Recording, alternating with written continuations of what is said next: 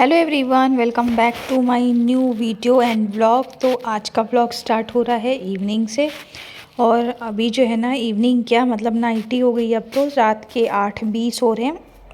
और आज का व्लॉग जो है ना, मैं काफ़ी लेट जो है ना शूट कर रही हूँ। मतलब स्टार्ट ही आज मैंने अभी किया है। और इस टाइम पे ना अभी खाना वगैरह कुछ भी नहीं बना है। मतलब क्या होता है ना, कभी कभी अब जैसे सर्दियाँ शुरू हो रही है ना, तो रूटीन में भी थोड़ा बहुत चेंजेस ना हो रहा है। मौसम जैसे जैसे बदलता है तो हमारे खान पान में और हमारे रहन सहन में सारी ही चीज़ों में बदलाव आने लगता है। आपको मेरे गले से लग रहा होगा, मुझे काफ़ी ज़्यादा जुकाम हो रखा है। और वीडियो तो बनी भी रहती है, लेकिन बस वही है कि मेरी वीडियो थोड़ी लेट लेट आप लोगों तक पहुंच रही है, क्योंकि गला इतना ख़राब है, सर्दी जुकाम और बोला भी नहीं जा रहा था। शाम की चाय पीने के बाद मैं चली गई थी वॉक करने के लिए। और वॉक करके आने के बाद फिर की भगवान की पूजा। और आज मैं थोड़ा रिलैक्स भी थी, क्योंकि आज जो है ना मुझे ज़्यादा कुछ नहीं बनाना था, सिर्फ रोटियां सेकनी थी। तो मैं आराम से जो है ना और 15-20 मिनट ज़्यादा ही वॉक कर ली। क्योंकि क्या हो रहा है ना कि अभी जैसे जैसे सर्दियाँ बढ़ रही है ना, तो सुबह उठने का बिल्कुल भी मन नहीं करता है सर्दी में। और मेरा तो बिल्कुल भी नहीं करता है। लेकिन हाँ, बच्चे को स्कूल जाना है और घर के भी सारे काम रहते हैं। इस टेंशन से ना आँख तो खुल जाती है, बस वही है कि बाहर निकलने का मन नहीं करता है बेड से। तो थोड़ी बहुत लेट अगर हो गया ना उठने में, तो मैं सबसे पहले आयन का लंच बनाती हूँ। और उसे भेजने के बाद फिर वही घर के काम स्टार्ट हो जाते हैं। तो मैं भी कभी कभी जो है ना, मॉर्निंग का जो वॉक है वो स्किप हो जाता है, लेकिन इवनिंग टाइम में मैं अपने लिए टाइम ज़रूर निकालती हूँ। तो वॉक करके आने के बाद फिर मैंने की थी भगवान की पूजा। और वॉक का ऐसा है ना कि किसी दिन ना जाओ ना तो बहुत भारीपन लगता है खुद में ही। और वॉक करके आने के बाद इतना अच्छा फील होता है, एक अलग सा ही जो है ना एनर्जी लेवल बढ़ जाता है। ऐसे लगता है काम करने में भी बहुत मन लगता है। तो आटा ख़त्म हो गया था, अभी रोटियां बनानी थी, मुझे ध्यान आया। तो फिर मैंने सुपरमार्केट से नीचे से ही मल्टीग्रेन वाला आटा मंगाया, उसे टंकी में डाल के रख दिया है। और आटा भी मैंने लगा लिया है अभी जो रोटियां बनानी है उसके लायक। और फिर मैं आ गई थी बाहर बालकनी में। देखिए यहाँ पे कैसे जगमगाहट हो रखी है। और अभी सभी के घरों में लाइट्स लगी हुई है। अभी 1 जनवरी तक ऐसे ही लगी रहेगी, और 1 जनवरी के बाद ही सब उतारेंगे। तो बहुत अच्छा लग रहा है। और हवा भी काफ़ी अच्छी चल रही थी, ठंडी ठंडी। अब सर्दियाँ बढ़ने लग गई है धीरे धीरे, सुबह शाम की यहाँ पे अच्छी खासी अब ठंड हो गई है। और अभी जो है ना, मैं बालकनी में से कपड़े उतारने के लिए आई थी। और कपड़े भी आज बहुत सारे फोल्ड करने के हो गए थे जमा। तो पहले सोचा कि ये काम कर लेती हूँ, क्योंकि कभी कभी क्या होता है ना, शाम के टाइम पे इतना ज़्यादा काम नहीं रहता है। और मैं शाम के टाइम कोशिश करती हूँ कि मुझे ज़्यादा काम ना हो, दिन में ही बहुत सारे काम हो जाते हैं। और उसी बीच जो है ना, शाम के लिए मैं अपने काम को थोड़ा सा हल्का कर लेती हूँ, ताकि जो शाम का समय है वो मेरा थोड़ा सा रिलैक्स वाला हो, ना कि हैट्रिक वाला कि दिन भर तो काम में लगे हुए ही है और पता चला शाम को भी उतना ही काम हम कर रहे हैं। तो सब्जियां आज रखी हुई है, तो उतनी ज़्यादा नहीं बनानी थी अभी। तो चलिए सबसे पहले कपड़े फोल्ड करते हैं। तो सबसे ज़्यादा जो कपड़े होते हैं ना, वो अयन के ही होते हैं, क्योंकि 2 जोड़ी 3 जोड़ी कपड़े उसके हो ही जाते हैं। जब वो खेल के आता है उसके बाद वो चेंज कर लेता है, और रात को सोते टाइम उसके अलग ही कपड़े होते हैं। और अयन के पापा का भी ऐसा ही है कि जब वॉक पे जाके आए ना, तो अगर थोड़ी बहुत स्वेटिंग वगैरह होती है ना, तो फिर वो सब सारी टी शर्ट्स वगैरह चेंज करके दूसरी पहनते हैं। तो सबसे ज़्यादा जो है ना, इन दोनों बाप बेटे के ही कपड़े होते हैं। मेरे बस एक ही जोड़ी रहते हैं। और रात में जो मैंने जैसे नाइट सूट वगैरह पहना है, तो एक जोड़ी वो हो गया। तो कपड़ों का सबसे ज़्यादा जो है ना बोरिंग वाला काम मुझे लगता है कि अगर कपड़े जमा हो गए ना, तो फिर समेटने तो मुझे ही है। तो सबसे बेस्ट है कि जैसे जैसे कपड़े जमा हुए, जैसे उतारा लॉन्ड्री स्टैंड से, उन्हें हाथों हाथ समेट के मैं रख दूँ।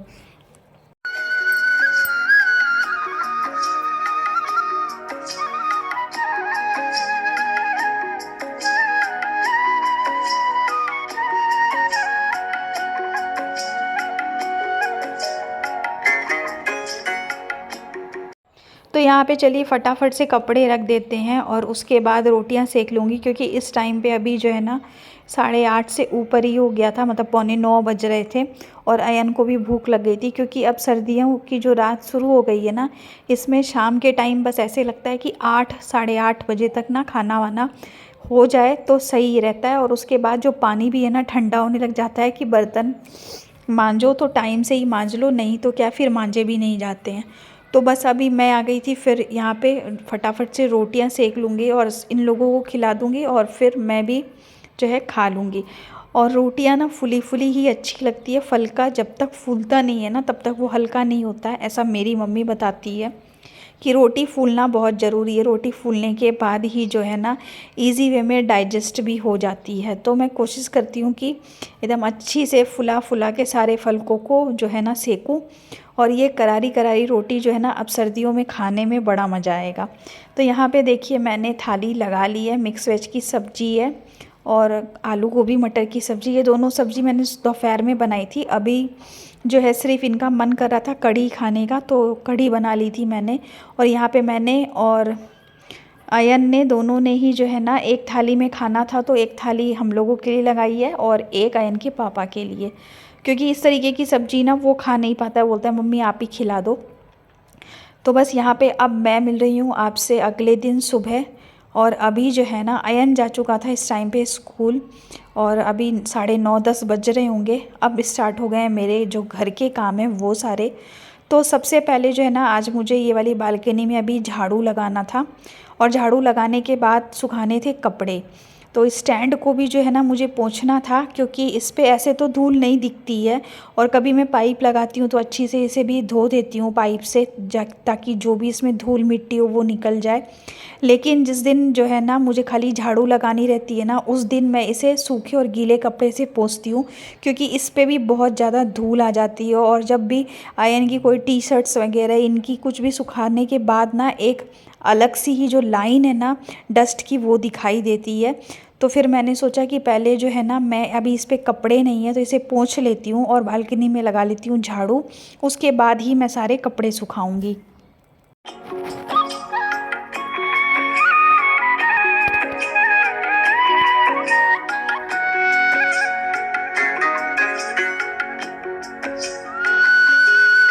तो इस टाइम पे मैंने जो भी चीज़ यहाँ पे धूप में दी थी ना, जैसे कि साबूदाना और एक ना धनिया, दो चीज़ मैंने सुबह ही जो है ना धूप में दी थी और अब इस तरफ से धूप जा चुकी है। और अभी जो है ना सर्दियों में सूरज घूम जाता है, मतलब ज़्यादा देर तक धूप नहीं रहती है। अब गर्मियों में तो पूरी दोपहर यहाँ पे धूप रहती है, मतलब आप परेशान हो जाओगे इतनी धूप। सर्दियों में ज़्यादा नहीं रहती है। तो जो भी टाइम पे धूप आती है ना, मुझे कुछ भी सुखाना होता है मैं उसी टाइम पे दे देती हूँ। तो बस ये दोनों ही चीज़ें मैंने यहाँ से उठा ली और जो भी परात और थाली वगैरह थी ना वो सारी भी मैंने हटा दी है यहाँ से और अच्छी से झाड़ू लगा लूँगी। और दोनों ही बालकनी को आज मैंने जो है ना नहीं धोया है, मैं कल धोऊंगी, इसीलिए आज मैंने सूखा ही इसे रख लिया था, क्योंकि गुरुवार के दिन जो है ना कहते हैं ज़्यादा साफ़ सफाई नहीं करना चाहिए। तो इसीलिए मैंने सोचा कि अगर मैं इसे धोऊंगी ना तो पूरी डीप क्लीनिंग ही हो जाएगी, इस बोल के मैंने छोड़ दिया, सिर्फ झाड़ू ही लगा रही हूँ। क्योंकि क्या है ना कि एक तो हवा इतनी चलती है और ऊपर से ना जो भी पत्ते सूखे हुए रहते हैं ना प्लांट्स के वो सारे नीचे आके गिरते हैं, इससे भी बहुत ज़्यादा गंदगी हो जाती है। तो झाड़ू तो डेली ही लगाना एकदम ज़रूरी हो जाता है। तो यहाँ भी जो भी कचरा था ना मैंने एक जगह कर लिया है और इसे उठा लूँगी बस यहाँ से। और अभी जो है ना मैंने ग्रिल को भी अच्छी से पोंछा था सूखे कपड़े से, क्योंकि ग्रिल पे भी ना बहुत ज़्यादा धूल आती है। और दूसरा जो भी कुछ अगर यहाँ पे देती हूँ ना रोटी ये सब या फिर बाजरा, तो कबूतर भी आके बहुत गंदा करते हैं, तो रेलिंग को भी पोंछना बहुत ज़रूरी होता है हर 1-2 दिन में।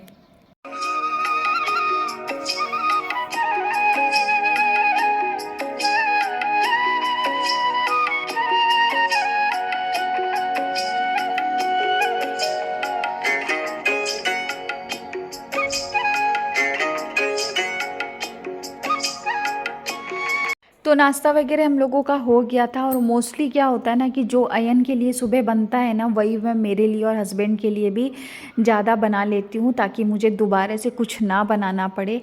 कभी कुछ ऐसा हो गया जैसे साबूदाने की टिक्की वगैरह जो अयन को नहीं पसंद आती है, या फिर मूंग दाल का चीला, वो मैं हम दोनों के लिए अलग से बाद में बनाती हूँ। तो आज तो ऐसा कुछ नहीं था, पहले ही हम लोगों ने ब्रेकफास्ट कर लिया था। और इस टाइम पे जो है ना मुझे जो कॉर्नर वाला जो कबर्ड है ना उसे क्लीन करना था। क्लीन क्या करना था, मतलब दिवाली के टाइम पे तो हुआ ही था, लेकिन कुछ ऐसे डब्बे अब्बे थे ना जो निकालने रखने में जो है ना फैल गए थे।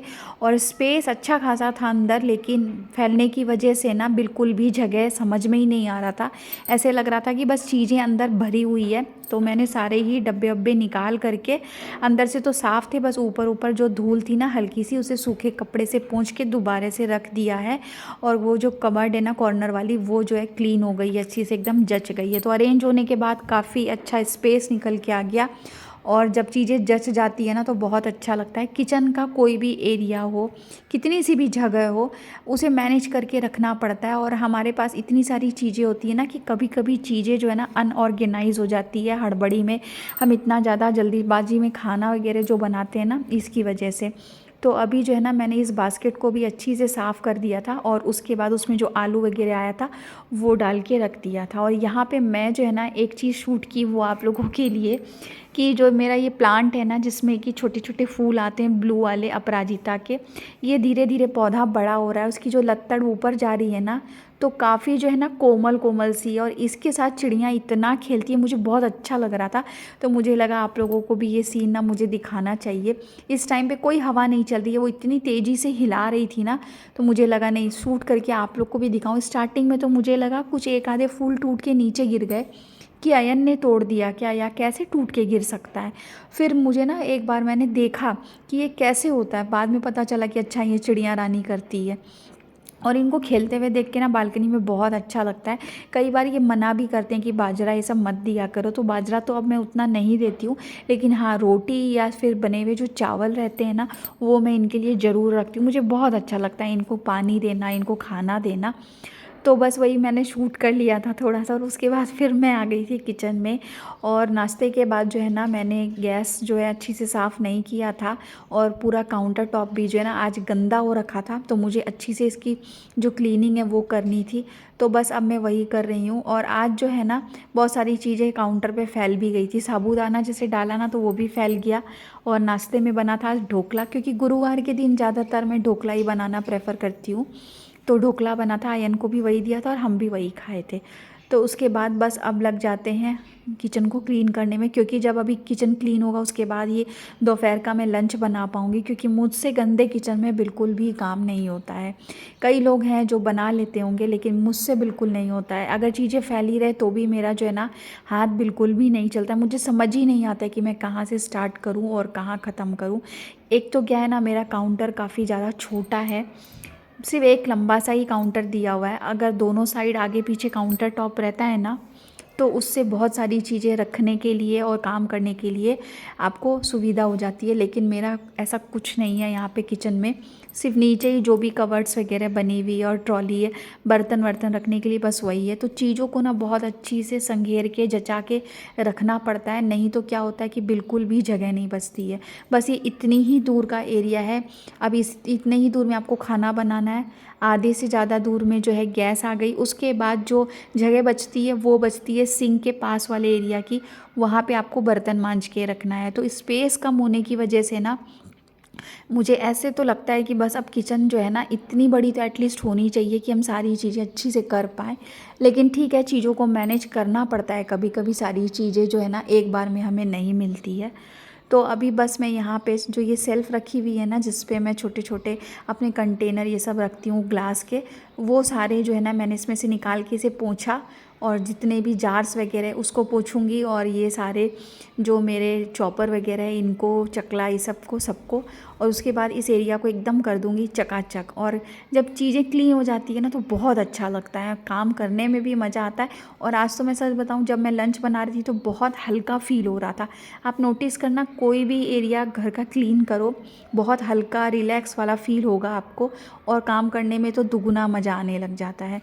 और यहाँ पे ये जो है ना मेरा ग्रिलर, इसे भी जो है ना मैंने साफ़ कर दिया है। और बस अब जो है मैं पूरे काउंटर को अच्छी से, जो मोटा मोटा कचरा है वो सारा निकाल के और फिर धोऊंगी इसे सर्फ से। और उसके पहले जो है ना मैंने सारे बर्तन मांज लिए थे, और आप देख सकते हैं पूरी बास्केट भर गई आज तो बर्तन की, क्योंकि नाश्ते वास्ते के बर्तन हो जाते हैं, साथ ही जितने भी दूध वगैरह के भगोने सब रहते हैं, चाय पिए हुए बर्तन बनाए हुए, वो सारे करते करते ना इतने सारे बर्तन हो जाते हैं। और अगर अभी नहीं मांजो तो आप सोच सकते हैं दोपहर तक में और कितने हो जाएंगे। तो मैं हाथों हाथ ही ना मांज लेती हूँ। तो बस अब यहाँ पे गैस को कर दूँगी अच्छी से क्लीन।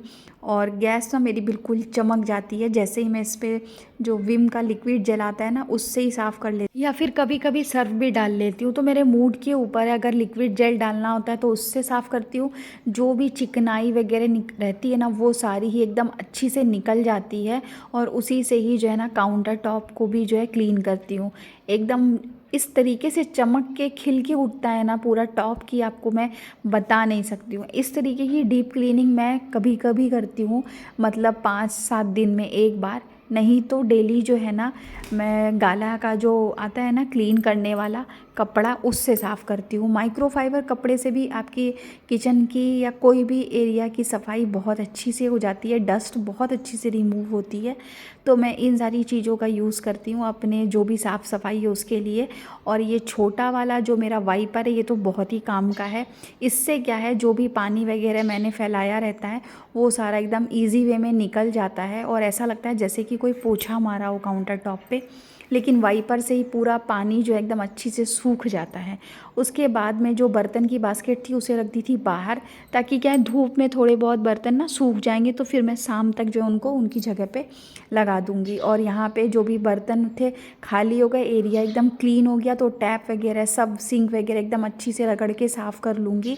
और जो जूना वगैरह उसे भी मैं साफ़ कर देती हूँ, क्योंकि कई बार क्या होता है ना उसमें भी बहुत ज़्यादा चिकनाई हो जाती है। कुछ बर्तन ऐसे रहते हैं जिनमें ऑयल या फिर दूध का जो भगोना ये सब रहता है उसकी वजह से भी बहुत ज़्यादा चिकनाई होती है। और जब किचन एकदम आपका ओपन है और यहाँ पे चिमनी वगैरह नहीं है ना तो वैसे ही बहुत ज़्यादा चिटचिट करने लगता है। तो सफाई तो टाइम टाइम पे बहुत ज़रूरी है। तो जिस भी समय टाइम मिलता है, क्या तो नाश्ते से पहले या फिर नाश्ते के बाद इस तरीके से डीप क्लीनिंग एक बार हो जाए ना तो फिर अच्छा रहता है। तो यहाँ पे देखिए मेरा सारा ही काम जो है ना हो चुका है, और अब बस मुझे दोपहर का जो लंच है वो प्रिपेयर करना है। तो देखती हूँ, अभी तो डिसाइड नहीं, क्यों कुछ सब्जियाँ भी आई है तो उनको भी मुझे वॉश करना रहेगा। और यहाँ पे देखिए मेरी किचन जो है एकदम चमचमा गई है। एक एक चीज़ को मैंने अच्छी से पोंछा, मिक्सी, चीनी चायपत्ती का कंटेनर, नमक की बर्नी वगैरह सब कुछ एकदम अच्छी से चमक गई है। तो आई होप आपको जो ये चमकती हुई किचन है अच्छी लगी होगी, और वीडियो अच्छी लगी हो तो प्लीज़ चैनल को सब्सक्राइब कर लीजिएगा, चैनल पे न्यू है तो, और लाइक और शेयर करना मत भूलिएगा।